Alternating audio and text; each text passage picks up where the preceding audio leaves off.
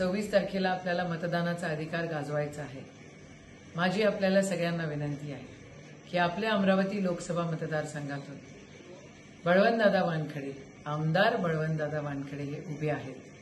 त्यांच्या 2 नंबरची बटन दाबून पंजा या बोध चिन्हावर आपण मतदान करावे अशी विनंती आहे। बळवंतदादांना बघितलं ना की आरारावाची आठवण येते। तोच सालसपणा, तोच साधेपणा, तोच ग्रामीण भागातला तोच टच आणि तेच वळण। खरं साधं बोलायचं, सरळ बोलायचं, सरळ राहायचं, साधं राहायचं आणि जनतेसाठी झटत राहायचं, हे बळवंतदादा सातत्याने करत आलेले आहेत। अमरावतीमध्ये एकीकडे जनशक्ती आणि दुसरीकडे धनशक्ती ही मोठ्या प्रमाणामध्ये आपल्याला दिसते। बळवंतदादांची निवडणूक ही जनतेने हातात घेतलेली निवडणूक आहे। जनताच स्वतः कामाला लागलेली आहे। धनशक्तीवाली मंडळी काय काय गोंधळ घालतायत, काय काय नाटकं करतायत, किती ब्लेम गेम करतायत हे आपल्याला दिसतंय। पण बळवंतदादा एकीकडे त्यांच्यासाठी कुठून कुठून लोक येतायत आम्हालाही लक्षात येत नाही, पण ते सातत्याने प्रचारात तिथे दिसतायत। बळवंतदादा समाज कल्याण हॉस्टेलमध्ये राहिलेला माणूस, कधी ग्रामपंचायत सदस्य, सरपंच, त्या ठिकाणी एपीएमसी खरेदी विक्री, त्या ठिकाणी बँकेमध्ये निवडून गेलेला माणूस आणि मग आमदारकीमध्ये जिल्हा परिषदमध्ये 2 वेळा निवडून गेला आणि त्याच्यानंतर 6 महिने बाकी होते त्याच्यामध्ये आमदारकीला ते निवडून आले आणि 30,000 मतांनी ते निवडून गेले।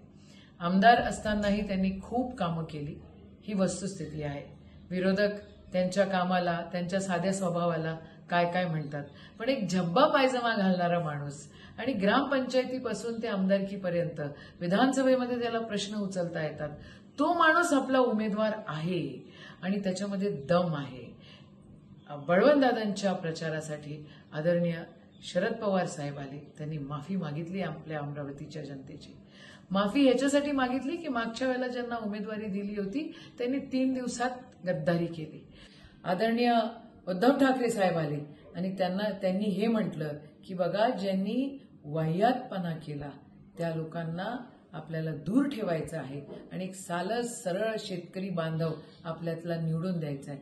सन्मान्य राहुलजी पण आले आणि राहुलजींनी आपल्याला सांगितलं की हे संविधान महत्वाचं आहे आणि संविधान टिकवण्यासाठी आणि जे विरोधक उभे आहेत आमचे, जे आमच्या विरोधात उभे आहे, खरं विरोधक नाही, कारण ते आमचे पर्सनल विरोधक नाही आहे, वैचारिक लढाई आहे आणि इमानदारीची लढाई आहे। एकीकडे तुम्हाला धनशक्ती दिसते, दुसरीकडे तुम्हाला जनशक्ती दिसते। एकीकडे तुम्हाला खोटेरडेपणा दिसतो, दुसरीकडे तुम्हाला साधा सरळ माणूस शेतकऱ्यांची जाण करणारा दिसतो। एकीकडे तुम्हाला नाटकं दिसतात, नाच गाणे दहीहंड्या दिसतात, दुसरीकडे तुम्हाला राब रोजगार हमीमध्ये कशी कामं येतील, त्या ठिकाणी आपल्या मतदारसंघामध्ये जास्तीत जास्त अजून कसं काय रोजगार त्या ठिकाणी निर्माण होईल। त्या ठिकाणी बळवंतदादा सभागृहामध्ये देखील प्रश्न विचारत असताना खूप कटाक्षाने, माझ्याकडनं जरी चुकलं तरी बळवंतदादा स्वतः चुकू देत नाही आणि मला विसरू देत नाही आणि स्वतःही विसरत नाही। हा असा माणूस ज्याची पर्सनॅलिटी खूप जवळ आरारावाच्या सोबत टॅली होऊ शकते आणि बळवंतदादांना बघितल्यानंतर खरोखर आरारावा आज आपल्यामध्ये नाही आहे, पण बळवंतदादा वानखडेंना बघितल्यानंतर असं वाटतं की महाराष्ट्राला नवीन आरारावा मिळालेली आहे का। तुम्ही बळवंतदादाला मतदान द्या, पंजा या बोध चिन्हावर आपलं बटन दाबा, 2 नंबरचं बटन आहे। आपण बळवंतदादांना निवडून द्या आणि या अमरावतीची नाक राखा। अमरावती एक सांस्कृतिक शहर आहे। भाऊसाहेब पंजाबराव देशमुखांपासून ते आतापर्यंत आनंदराव अडसुरांपर्यंत सगळ्यांनी खेळीमेळीचं वातावरण ठेवलेलं आहे।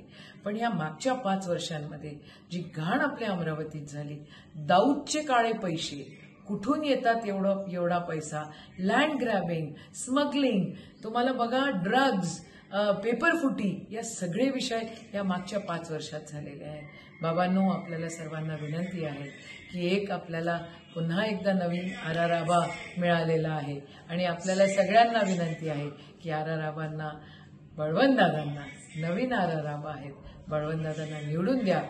2 नंबरचं बटन दाबा, पंजा या बोध चिन्हावर आपण आपलं मत द्या आणि या अमरावतीची, आपल्या अमरावतीची, आपण इथे जन्मलो आणि इथंच शेवटचा श्वास घेणार आहे.